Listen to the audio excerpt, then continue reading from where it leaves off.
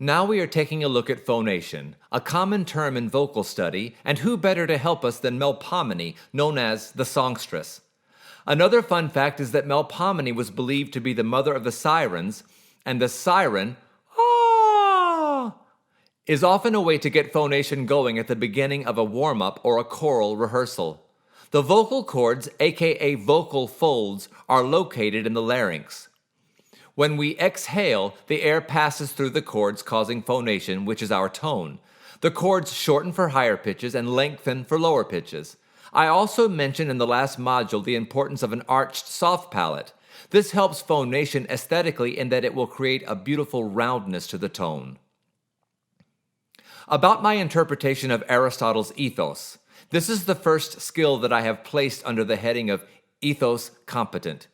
In the spirit of Aristotle's rhetoric, ethos is probably more akin to a speaker's credibility, even in terms of his or her reputation. For my reimagining, I have given myself the latitude to think of credibility as competence, for if an audience gets the impression that you don't have the competence to get the job done, you lose credibility that will skew their perception of your performance. I just gravitated from the word credible because it seemed to have too moralistic a connotation for our purposes. A poor phonation can immediately make listeners uneasy. It is the first thing the audience hears, and if not properly coordinated, it can cause discomfort in the listener.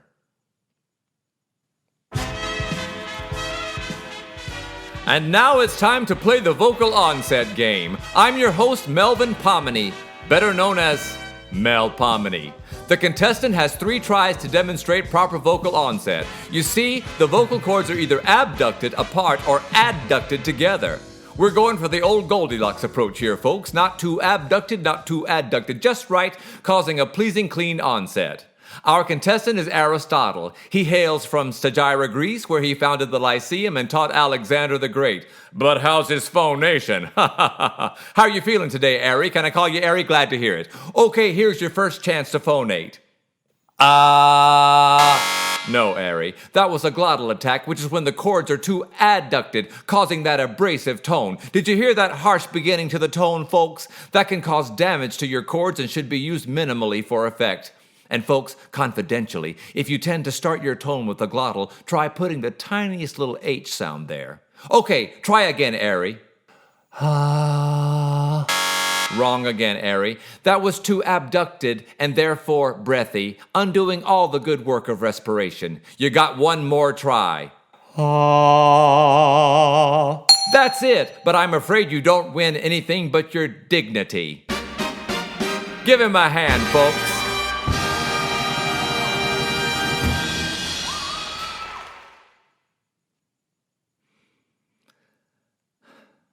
Vibrato is an elusive phenomenon that I get a lot of questions about. It is indeed a slippery concept because the experts can't exactly agree on what creates it. Respiration definitely plays a role in it, but it's probably best mentioned here. It's not something I like to focus on because the last thing I want is for students to make it such a priority that they inadvertently begin to fake it. When the folds are coordinated, the air is moving through them unrestricted, and the throat is relaxed, a natural oscillation in pitch will occur. When there is some tension at the level of the larynx, straight tone will occur.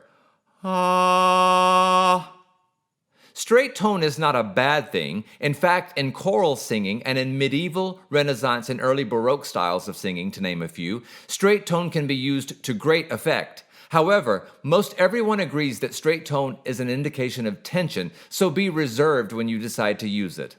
Also, there is something in between straight tone and vibrato, which I like to call a shimmer.